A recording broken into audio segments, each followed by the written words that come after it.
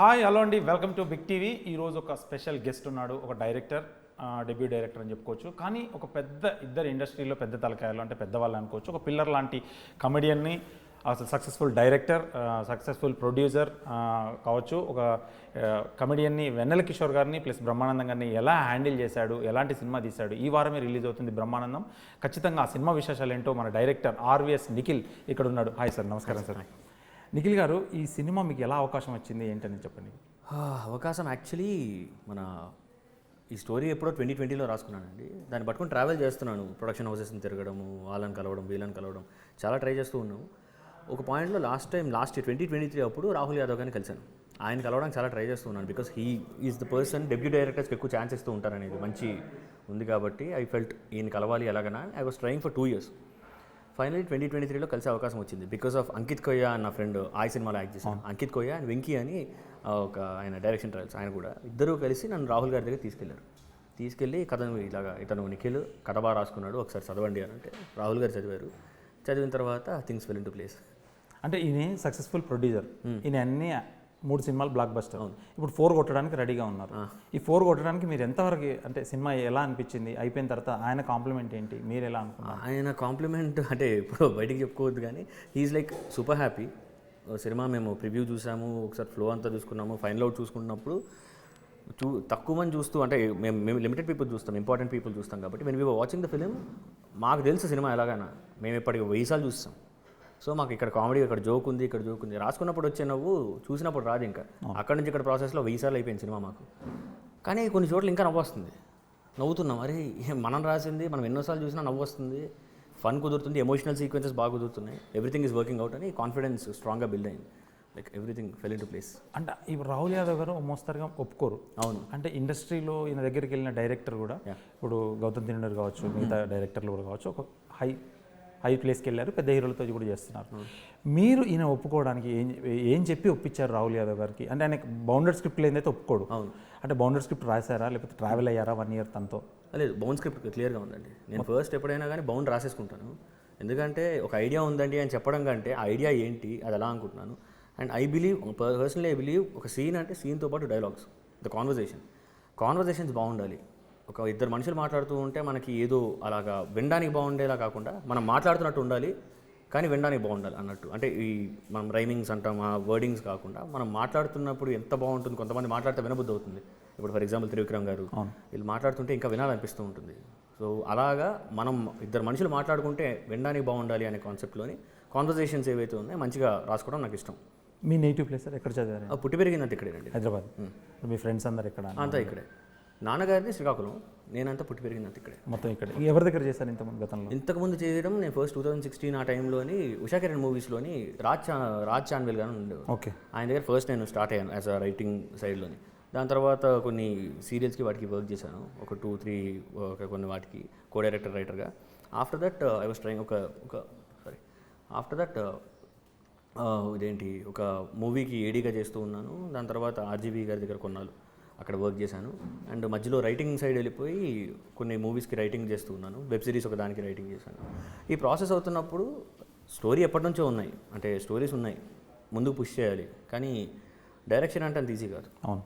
So first set management, man management అనేది చాలా important. So బేసిక్గా డైరెక్షన్ అంటే నాకు అనిపించేది ఎంబీఏ లేకుండా ఎంబీఏ చేయడం లాంటిది. ఓకే. మేనేజ్ చేయడమే, మొత్తం ఎలా మేనేజ్ చేస్తున్నావు, ఎవరెవరితో ఎలా హ్యాండిల్ చేయాలి, ఒక్కొక్కరు ఒక్కో టైప్లో ఉంటారు. బేసిక్గా మనం తెరల మీద చూస్తూ ఉంటాం కాబట్టి మనకు తెలీదు. కానీ ఇన్ఫ్యాక్ట్ యాక్చువల్లీ ఏంటంటే ప్రతి ఒక్కరూ వాళ్ళకి ఉండేది ఉంటుంది, వాళ్ళని సరిగ్గా హ్యాండిల్ చేయాలి. బికాజ్ వాళ్ళు ఆల్రెడీ పెద్దవాళ్ళు. అంటే ఇప్పుడు అక్కడ సెట్ బాయ్ దగ్గర నుంచి అవ్వచ్చు, పెద్ద స్టార్ హీరో దగ్గర అందరికీ కొన్ని ప్రయారిటీస్ ఉంటాయి. అది ముందు అర్థం చేసుకోవడానికి కానీ ఇవన్నీ చేశాను. బ్రహ్మానందం గారిని, అంటే ఆయన లేకపోతే ఈ సినిమా లేదు అన్నారు. అవును. అంటే ఆయన ఒప్పుకోవడానికి కారణం, ప్లస్ మీరు మొన్న ఇంటికి వెళ్తే కూడా ఈ ఫోటోలో నేను లేను, బ్లాంక్ అయ్యానని కూడా నిన్న చెప్పారు. అవునవును. ఆ ఫోటోతో పాటు మీరు ఒక ఫోటో గిఫ్ట్ ఇవ్వాలని నేను కోరుకుంటున్నాను. అంటే మీ సినిమా ఉండాలి అందులోని. అతను ఎలా డీల్ చేశారండి? బ్రహ్మానందం గారిని చాలా డీల్ చేయడం కష్టం అంటారు. ఆయన చూస్తేనే నవ్వుతున్నారు మీరు స్టేజ్ మీద కూడా. అవునవును. అంటే లొకేషన్లో ఎలా అని? లొకేషన్లో నవ్వు ఉండదండి. ఓకే. లొకేషన్లో నవ్వు ఉండదు, స్టేజ్ కాబట్టి కొద్దిగా నవ్వేస్తాం, ఎందుకంటే కొద్దిగా కంఫర్ట్ వచ్చేస్తుంది కొంతవరకు అయినా. లొకేషన్లోనే అండ్ అసలు నవ్వు అనేది రాదు. ఎందుకంటే ఫస్ట్ ఆఫ్ ఆల్ ఉన్నది బ్రహ్మానందం గారు.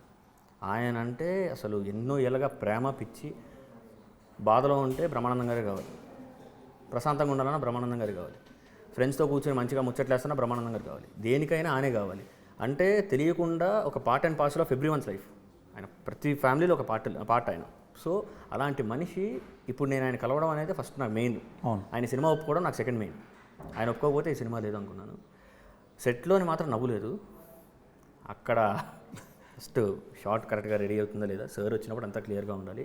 లేకపోతే ఎందుకంటే సార్ ఓపిక్గా ఉంటారు, చాలా పేషెన్స్ ఉంటుంది ఆయనకి. వెంట చేస్తారు, ఏం కావాలి, సర్లే కొత్త కుర్రాడు, వీళ్ళందరూ కొత్త వాళ్ళు కుర్రాళ్ళు చేయనిద్దామని ఓపిక్గా చాలా వరకు పేషెంట్గా ఉంటారు. కానీ ఆయన పేషెన్స్ తెచ్చుకునేదాకా పేషెంట్గా ఉండొద్దు అని మేము అనుకుంటాం. ఎంతవరకు అయినా కానీ ఆయన స్ట్రెస్ ఫ్రీగా చేయాలి అని చెప్పి మొత్తం ప్లాన్ చేసుకుని దిగుతాం. అలాగా దిగడం జరిగింది. సో రెండు ఈవెంట్లలో చూశాను. మీ ఫ్రెండ్సా లేదంటే ఎవరైనా మీరు అరేంజ్ చేశారా? మీరు స్టేజ్ ఎక్కగానే క్లాప్స్ కొడుతున్నారు, అరుపులు వీరుపులు చెప్తున్నారు, అంటే ఏమైనా అరేంజ్ చేసుకున్నారా? మీరు ఎక్కగానే నేను మెగాస్టార్కి కూడా ఎవరు సపోర్ట్లు కొట్టట్లేదు సార్. మెగాస్టార్ గారి కొట్టకపోవడం ఆయనకు రెగ్యులర్గా పడుతుంటాయి సార్. మీరు రావడంతోనే ఎక్కువ అరిచారు, వాయిస్తో అరుస్తున్నారు. మాది ఏం లేదు సార్. బేసిక్గా ఫ్రెండ్స్ మొత్తం బ్యాచ్ అందరూ ఉన్నారు. మా సర్కిల్ కొద్దిగా పెద్దది. Friends and family members. మాతో బ్రహ్మోత్సవం సంత, చాలా పెద్ద సంత. సో మాది వచ్చేసరికి ఏంటి అంటే ఇంకా నేనేదో చెప్పండి. సో అది వచ్చేసరికి మొత్తం పెద్ద ఫ్యామిలీ మాది. సో అందరూ వచ్చారు.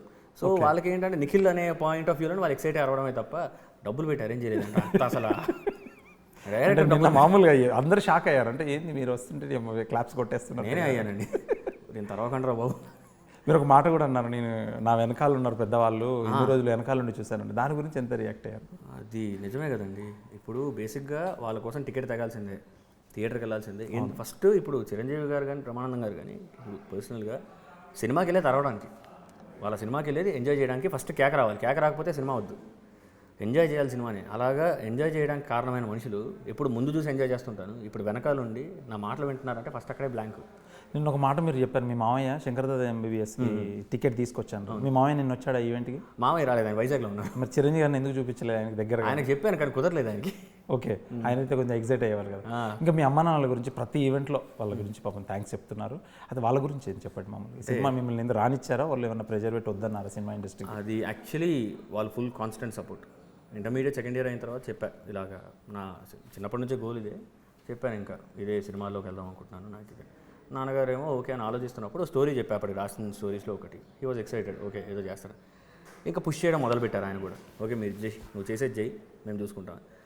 ఆనెస్ట్లీ ఒక షీల్డ్లా కవర్ చేసేసారు మా నాన్నగారు. అంటే అమ్మ నాన్న ఆబ్వియస్, నాన్నగారు ఏంటంటే షీల్డ్లా కవర్ చేసి పడేశారు ప్రతి దగ్గర. అంటే వేరే బయట నుంచి మాటలు వినిపిస్తుంటాయి కదా ఎంత కదా, చాలా అంటే అవసరమా సినిమాలు, అదేంటి ఇదేంటని. నా దాకా ఒక్క మాట రాలేదు, ఒక్కరు కూడా నా దగ్గర రాలేకపోయారు. ఎందుకంటే మా నాన్నగారు ఆయన షీల్డ్ చేసి ఈ మాటలు ఆడిదాకా రాకూడదు, నేను హ్యాండిల్ చేస్తాను. మా అమ్మ అయితే ఇంకా నా కొడుకు చేస్తాడులే, బాగా చేస్తాడు. ప్రతి పేరెంట్ సపోర్టే చేస్తారు కదా. సో అందుకని ఇంకా సార్ గౌతమ్ తిన్ననూరుకి కూడా పెద్దగా అవకాశాలు అంటే ఒక స్టేజ్లో లేడు. అప్ అండ్ డౌన్స్ చాలా ఉన్నాయి ఆయనకి. అంటే ఒక మోస్తారుగా ఆడినాయి, ఏది వర్కౌట్ అవ్వలేదు. రాజగౌతమ్కి మీరు తీసుకోవడానికి అంటే ఈయనతో చేస్తే అంటే బ్రహ్మానందం గారు మెయిన్, ఇతను ఒప్పుకున్నాడనే వాళ్ళ కొడుకుని పెట్టుకున్నారా లేదంటే మీరు మామూలుగా ముందే రాసుకున్నారా? లేదండి, యాక్చువల్లీ ఫస్ట్ బ్రహ్మానందం గారు ఫస్ట్ ఫిక్స్ అయ్యారు. నాకు తాత క్యారెక్టర్కి బ్రహ్మానందం గారే కావాలని డిసైడెడ్. అది లేకపోతే లేదు, ఇంకా ఆయనే కావాలండి. రాహుల్ గారికి కూడా అదే ఫిక్స్ అయ్యారు, ఇద్దరం బ్రహ్మానందం గారు దొరకాలి. ఆయన లక్కీగా ఆయన ఒప్పుకున్నారు, కథ నచ్చి. దాని తర్వాత we were searching for options. ఇప్పుడు బ్రహ్మానందం గారు ఉన్నారు, ఆయన మనవడి క్యారెక్టర్లు ఎవరు బాగుంటారు చూసాం. యాక్చువల్లీ తిప్పాము, వేరే చాలామంది యాక్టర్స్ని కలవడం జరిగింది, వాళ్ళకి పుష్ చేయడం జరిగింది, అంతా జరిగింది. ఆ ప్రోగ్రెస్ అవుతున్నప్పుడు వీ ఫెల్ట్ ఇదేంటి, అప్పుడు వెన్నెల కిషోర్ గారిని కూడా బ్రహ్మానందం గారు చెప్పినట్టు ఒకసారి వెన్నెల కిషోర్ గారు ఎలా ఉంటారా అన్న థాట్ కూడా రన్ అయింది. వెన్నెల కిషోర్ గారు స్క్రిప్ట్ చదివి ఇది లేదండి చాలా మంచి క్యారెక్టర్ హీరోది, చాలా లేయర్స్ ఉన్నాయి, ఇది నేను పుల్ చేయడం అనే పాయింట్ నేను ఇప్పుడు కామికల్ పాయింట్లోని ఇది నేను చేస్తే మళ్ళీ ఆ లేయర్స్ ఏవైతే ఉన్నాయో అది బ్యూటిఫుల్గా ల్యాండ్ అవ్వాలి అని నిజంగా వెన్నెల కిషోర్ గారు స్క్రిప్ట్ని అర్థం చేసుకోవడం, ఆయన పుష్ చేయడం, కిషోర్ గారు అర్థం చేసుకున్నట్టు నిజంగా హ్యాట్స్ ఆఫ్. ఆయన కూడా డైరెక్ట్ చేశారు ఒక సినిమా, ఏలు పెట్టారా మామూలుగా ఇలా మారుద్దాం అది? అసలు ఒక్క వేలు కాదు కదా, ఇంకా ఆయన ఇంప్రూవ్ చేసి సీన్స్ని ఇంకా బ్యూటిఫుల్ చేయడానికి ట్రై చేశారు తప్ప కిషోర్ గారు మ్యాడ్ లెవెల్ సపోర్ట్ చేశారు ఈ సినిమాకి. ప్రతిసారి సెట్కి వస్తున్నారంటే మాత్రం ఆయన ఫిక్స్ అయిపోతారు, ఈరోజు ఇంకా మజా చేయాలి, యాడ్ చేయాలి, ఏం చేస్తే బాగుంటుంది. ఒక సీన్ ఇచ్చేసిన తర్వాత ఆయన సీన్ చూసి ముందు రోజు సీన్ వెళ్ళిపోతుంది ఆయనకి. ఆయన సీన్ వెళ్ళిపోతే ఒకసారి ముందు రోజు కాకుండా ఆ రోజు సెట్కి వెళ్ళాక సీన్ ఇస్తాను, ముందు రోజు ఇవ్వలేదు సార్ మీరు, నేను అలిగాను మీ మీద అని సరదాగా మాట్లాడుతూ ఆయన సీన్ తీసుకుని చూసి ఎందుకు చూస్తారు అంటే దీనిలో నేనేం యాడ్ చేయొచ్చు, ఉన్న డైలాగ్స్తో పాటు ఇంక ఎక్స్ట్రా నేనేం యాడ్ చేస్తే ఫన్ క్వశ్చన్ పెంచవచ్చు. ఫన్లో అలానే ఎమోషనల్ సీక్వెన్సెస్లో కూడా కిషోర్ గారు అదే లెవెల్ ఆఫ్ సపోర్ట్ చేశారు. అందుకనే కిషోర్ గారు అంటే బాగా సారీ డీవియేట్ అయ్యాను. కిషోర్ గారి తర్వాత అప్పుడు రాజగౌతమ్ గారు ఎలా ఉంటారని చెప్పి కిషోర్ గారు త్రో చేశారు. మాకు అనిపించింది అసలు మాకు ఐడియా రాలా నిజంగా గౌతమ్ గారు ఎలా ఉంటారు ఏంటి అనేది. నేను గౌతమ్ గారు అంటే అప్పుడు ఒకసారి కలిసాం గౌతమ్ గారిని, సార్ బర్త్డే అప్పుడు Feb 1 అప్పుడు గౌతమ్ గారిని కలిసాం 2024లో. కలిసినప్పుడు చూడడానికి చాలా బాగున్నారు ఆయన. ఫస్ట్ ఫేస్ నిజంగా చూస్తే చాలా క్యూట్ ఉంది, ప్యూర్ ఉంది, చాలా ప్యూర్ ఉంది, నవ్వుతుంటే చాలా ఆనెస్ట్ ఉంది. సో మేము ఏదైతే ఉందో ఇంకా ఆలోచిస్తూ రాజా గౌతమ్ గారు ఎలా ఉంటారంటారని నాకు రాహుల్ గారికి డిస్కషన్ స్టార్ట్ అయింది. డిస్కషన్ ఏంటంటే ఓకే పక్కా ఫిక్సా అని రాహుల్ గారు అడిగారు. ఆ ఫిక్స్ చేసేద్దామా? చేసేద్దాం. Okay done. రాజా గౌతమ్ గారి ఫస్ట్ బ్రహ్మానందం గారి దగ్గరికి వెళ్ళిపోయి ఇంకా మాకు రాజా గౌతమ్ గారు కావాలండి హీరోగా అంటే ఆయన ఏమో రాజా గౌతమ్ హీరోయిన్ నిజంగా షాక్ ఆయన ఆడు ఇప్పుడు నా కొడుకాడు మనవడాని క్యారెక్టర్ ఇది ఎలా కుదురుతుంది, జనాలకి ఎలా ఉంటుంది అని బ్రహ్మానందం గారు ఆలోచిస్తూ ఉన్నారు. ఆలోచిస్తూ ఇది కరెక్టా కాదా ఏంటి అని. లేదండి గౌతమ్ గారు అయితే చాలా బాగుంటుంది బాగా, ఎందుకంటే ఫస్ట్ ఇక్కడ బ్రహ్మానందం గారు ఉన్నారు, ఇక్కడ కిషోర్ గారు ఉన్నారు, ఇద్దరు పీక్. ఇలాంటి మధ్యలో ఒకరు కావాలి హీరో మెయిన్. ఇద్దరు కామెడీ టైం అసలు చెప్పక్కర్లే వాళ్ళది. వీళ్ళిద్దరి మధ్యలో ఉన్నవాడు ఇతను ఇంకెంత స్ట్రాంగ్గా ఉంటే కానీ వాళ్ళిద్దరి మధ్యలో కనిపించాలి. గౌతమ్ గారు బాగుంటారు అనిపించింది. గౌతమ్ గారు ఇంకా సరే గౌతమ్ గారు అన్నాడు. బ్రహ్మానందం సార్ ఆలోచించారు. సరే ఓకే గౌతమ్ ఒకసారి అడగండి వాడికి ఓకే అయితే అని అన్నారు. గౌతమ్ గారికి అడిగి ఓకే అంటేనే చేద్దాం, లేకపోతే గౌతమ్ కాకపోతే ఇంకో ఆప్షన్ చూద్దాం అన్నారు. గౌతమ్ గారికి చెప్పాము. గౌతమ్ గారు ఓకే ఎస్ ఐ డూ అంతే. వర్క్షాప్ చేశారు. వర్క్షాప్ చేశాం. ఇప్పుడు రాజు కనకాలం కూడా పొగిడారు. యాజ్ యూజువల్గా ఆయన టెంప్లెట్ లాగా విలన్ క్యారెక్టర్స్ అయినా ఇందులో అస్సలు కాదండి. ఆయన 500-600 సంవత్సరాలు బతుకుతారు ఈ సినిమాలో. అంటే ఏంటి సార్ క్యారెక్టర్ అయింది? క్యారెక్టర్ సర్పంచ్ క్యారెక్టర్ అయింది. ఓకే ఊర్లో ఒక సర్పంచ్ క్యారెక్టర్. ఈ వెన్నెల కిషోర్ వీళ్ళిద్దరి మధ్యలో ఎవరు? వెన్నెల కిషోర్ గారు. వెన్నెల కిషోర్ గారి క్యారెక్టర్ ఏంటి? వెన్నెల కిషోర్ గారు గౌతమ్ గారి ఫ్రెండ్ క్యారెక్టర్. ఓకే ఫ్రెండ్ అంతే తాత. ఓకే గౌతమ్ గారి ఫ్రెండ్ క్యారెక్టర్. అంటే గౌతమ్ గారి పేరు బ్రహ్మానందం సినిమాలో, అవును. కిషోర్ గారి పేరు గిరి. అవును చెప్పాడు. సో గిరి అనేవాడు ఏంటి అని అంటే ప్రాపర్గా చెప్తే Giri is alter ego of Brahmanandam. So Brahmanandam అనే క్యారెక్టర్కి లోపల ఉన్న ఇష్యూస్ అవ్వచ్చు ఏదన్నా అవ్వచ్చు గిరినే చూసుకుంటాడు మొత్తం. అండ్ క్లియర్గా మాట్లాడితే సార్ నేను చెప్పారు ఒక బేవార్స్ తాత ఒక ఫ్రస్ట్రేటెడ్ గ్రాండ్ సన్, వీళ్ళిద్దరి మధ్యలో తర్వాత వాళ్ళు ఎలా మారారు ఏంటి అనేది కథ.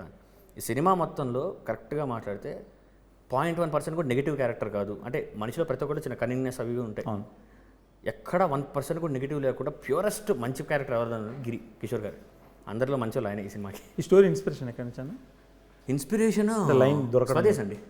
ఓకే స్వదేశ్ సినిమా నా ఫ్రెండ్ రవితేజ మహాదాస్యం అని చెప్పి నా ఫ్రెండ్ ఒక ఆయన ఉన్నారు. ఆయనతో పాటు నేను ఒక డెమో షార్టేజ్ చేస్తూ ఉంటే ఆయన స్క్రీన్ సేవర్ స్వదేశ్ ఉంది వాల్పేపర్. ఏంటండి ఈ వాల్పేపర్ ఉందనంటే మీరు స్వదేశ్ చూడలేదా అని అడిగాడు ఆయన. స్వదేశ్ చూడలేదని చెప్పా. ఒక లుక్ ఇచ్చాడండి, అంత చీప్గా ఎవరు చూడలేదు అప్పటిదాకా. ఏంటి చూడకపోతే కొడతారేమో అని. అప్పుడే లాక్డౌన్ పడింది. లాక్డౌన్ పడితే సరే స్వదేశ్ చూద్దామని చూశాను. చాలా బాగా అనిపించింది, ఇన్స్పిరేషన్ వచ్చింది. ఐ థాట్ అప్పుడు ఒక విలేజ్ డ్రామా రాస్తే ఎలా ఉంటుంది. ఇప్పుడు షారూఖ్ ఖాన్ గారు కావేరి అమ్మ అనే క్యారెక్టర్ కోసం ఆవిడ దగ్గరికి వెళ్ళారు. ఒక విలేజ్ డ్రామా రాస్తే ఎలా ఉంటుంది, ఒక తాత మనబడి మధ్యలో మన దగ్గర చాలా నాళ్ళు అయిపోయింది ప్రాపర్ అదేం లేదు కదా అని ఫీలింగ్ వచ్చింది. అక్కడ సీడ్ తగిలింది. ఆ సీడ్ నుంచి నేను దానికి సంబంధం దీనికి దానికి సంబంధం ఉండదు, బట్ ఐడియా అక్కడి నుంచే ఫామ్ అయింది ఒక విలేజ్ డ్రామా రాయాలి అని. అలా రాసినప్పుడు ఫామ్ అయింది బ్రహ్మానందం. దీంట్లో సాంగ్స్ కూడా 1-2 ఉన్నాయి. మ్యూజిక్ డైరెక్టర్ని సెలెక్ట్ చేసుకోవడానికి శాండిలియానే అంటే మామూలుగా ఆయన బ్యాండ్ చేసేవాడు ఇంత. అవును. మీ చాయిసా లేదంటే ప్రొడ్యూసర్? నాది యాక్చువల్లీ శాండిలియా నేను 7 yearsగా ఫ్రెండ్స్. ఓకే ఆయన బ్యాండ్ మెయింటైన్ చేస్తాను. ఆ బ్యాండ్ మెయింటెనెన్స్ కానీ వైలెన్స్గా ఉన్నప్పటి నుంచి నా ఓకే ఇద్దరం 7 yearsగా ట్రావెల్ ఉంది మాకు. We're good friends and all. మంచిగా శాండీ అనేవాడు నాకు తెలుసు ఎప్పటి నుంచో. నాకు వాడు అనేస్తున్నాను ఫ్రెండ్షిప్ ఫ్రెండ్ అంతే ఫ్రెండ్ కాబట్టి వాడికి నాకు మంచి జర్నీ ఉంది ఎప్పటి నుంచో. So we use to talk and music గురించి వాడి పాయింట్ ఆఫ్ వ్యూస్ చెప్తున్నప్పుడు అవ్వచ్చు, వాడు వాయించే విధానం అవ్వచ్చు, వాడు వైలిన్ పట్టుకుంటే ఇక్కడ కళలో స్టార్ట్ అయిపోతాయి. ఓకే ఆడు తీగ తెంపాడా ఇక్కడ తెగిపోతాయి. ఎన్నిసార్లు ఏడిపిస్తున్నారు సార్ ఇందులో? లెక్క నేను చెప్పలేనండి. ఓకే సాడ్ క్లైమాక్స్ అండి? సాడ్ క్లైమాక్స్ సాడ్ క్లైమాక్స్ అంటే తాత చనిపోవడం అలాంటి సాడ్ అసలు సాడ్ కదా. ఓకే బ్రహ్మానందం అంటే సినిమా నార్మల్గా ఆనందం. అసలు అందరూ ఆనందంగా ఉంటారు. ఎవరికి చెప్తున్నా కదా ఒక్క క్యారెక్టర్ కూడా తెచ్చిపోదు, అందరూ హాయిగా ఉంటారు. ఎడిటర్ గారు ఇలా సెలెక్ట్ చేసుకున్నారు. ఎడిటర్ ఏం మాట్లాడరు అన్నారు. అవును ఎడిటర్ మేము ఎడిటర్ ఒక 2-3 ఆప్షన్స్ ఎడిటర్ మారారు, ఎందుకంటే కొన్ని సిచ్యువేషన్స్ వాటి వల్ల. ప్రణీత్ అనే ఎడిటర్ ఎలా అంటే అస్సలు మాట్లాడు. అతనికి ఏంటంటే టెంపో కావాలి, ఫస్ట్ మొమెంటం కావాలి. అంటే ఒక సీన్ కన్సీవ్ చేసింది ఎలా అనుకుంటున్నామని చెప్పేస్తే అతను అర్థం చేసుకుంటాడు. బేసిక్ ప్రాబ్లం ఏంటంటే నా మాటలు బట్టి మీకు అర్థమై ఉంటుంది. అవును ఫాస్ట్గా మాట్లాడేస్తాను. ప్రణీత్ స్లో. సో నేను యాక్చువల్లీ ప్రణీత్ రేపు చెప్పే డైలాగ్ ఇప్పుడే రియాక్ట్ అయిపోతాను. అంత ఫాస్ట్ అయిపోతుంది నా ప్రాసెసింగ్ బ్రెయిన్. సో ప్రణీత్ వచ్చరికి బ్రో అలా కాదు, ఒక్కసారి మీరు ఏం చెప్దాం అనుకుంటారు కొంచెం చెప్పండి అని అంటే, బ్రో ఇది కంటెక్స్ట్, ఇది షార్ట్స్, నాకు షార్ట్స్ అవన్నీ చెప్పి ఈ షార్ట్స్ ఇవి పెడదాం అనుకుంటున్నాను అంటే ప్రణీత్ బ్యూటిఫుల్గా దాన్ని కట్ చేస్తూ ఉండేవాడు. అట్లా ప్రణీత్ దొరికాడు. అంటే he use to support the director extremely. డైరెక్టర్ని సపోర్ట్ చేస్తూ డైరెక్టర్ ఏ విజన్ చూస్తున్నాడని సపోర్ట్ చేస్తూ ఉండేవాడు. రాహుల్ గారు ఎక్స్ట్రీమ్ సపోర్ట్ దానికి. రాహుల్ గారు కూడా ఆయన ఎడిట్లోని ఇలా కూర్చొని రాహుల్ గారు నేను డిస్కస్ చేసి సీన్ పెడదామా వద్దా, అవసరమా లేదా అని ఆలోచించి కొన్ని బ్యూటిఫుల్ సీన్స్ ఉన్నాయి సినిమాలో.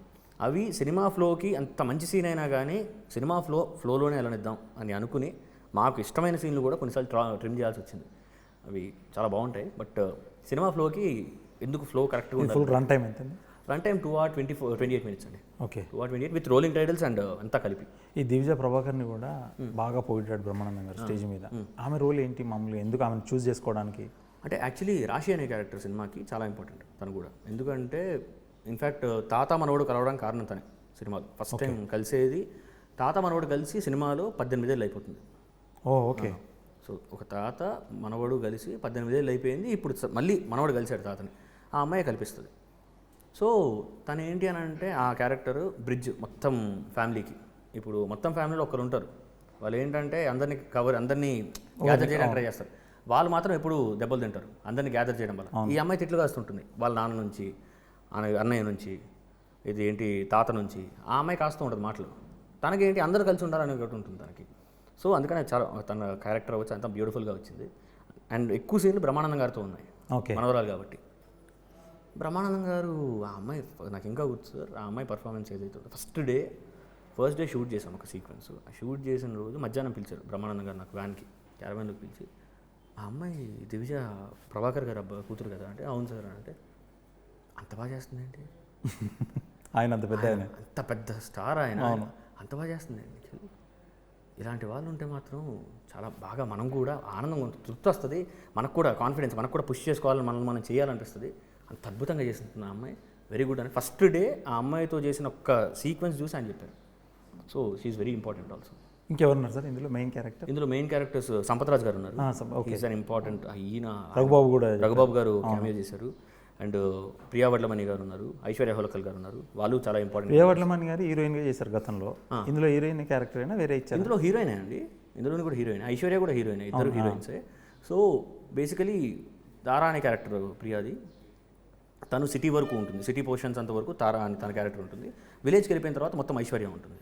So she will be the main character in the movie. మీరు చెప్పిన బడ్జెట్కి ఏమైనా దాటిందా? రాహుల్ గారు మిలిటరీ సిస్టమ్ ఉంటుంది కదా, అసలు యాక్చువల్లీ ఆనెస్ట్గా చెప్తున్నాను, నాకు బడ్జెట్ విషయాలు తెలియదు.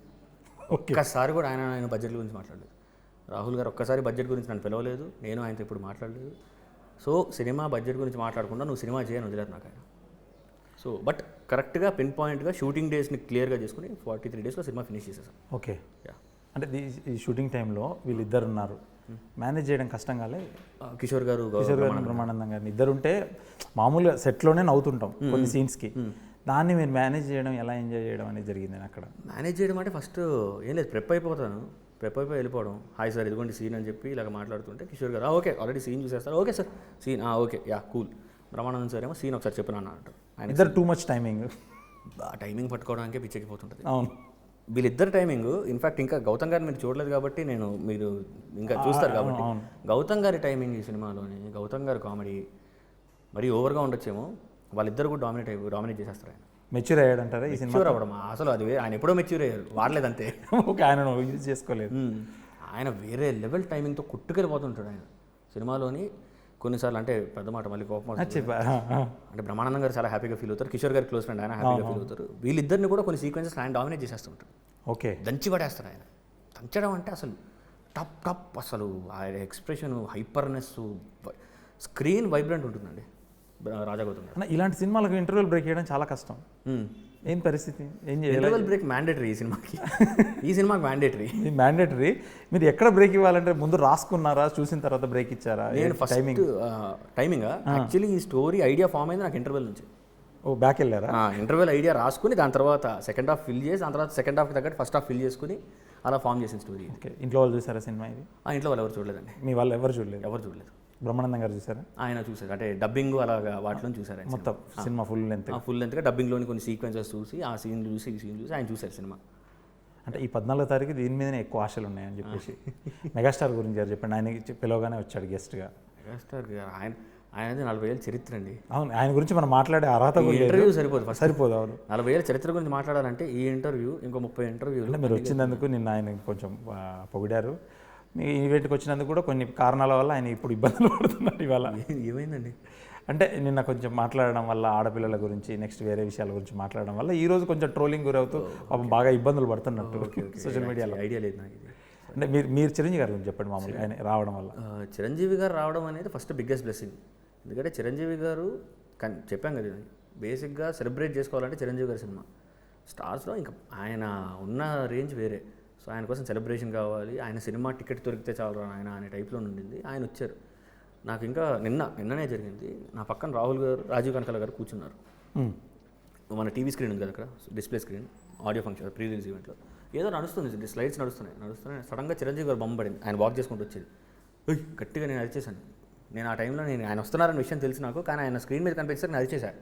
అలవాటు అయిపోయింది చిరంజీవి గారు చూస్తే ఫస్ట్ అరిచేయడం. సో అది ఇంపాక్ట్ చిరంజీవి గారు అంటే.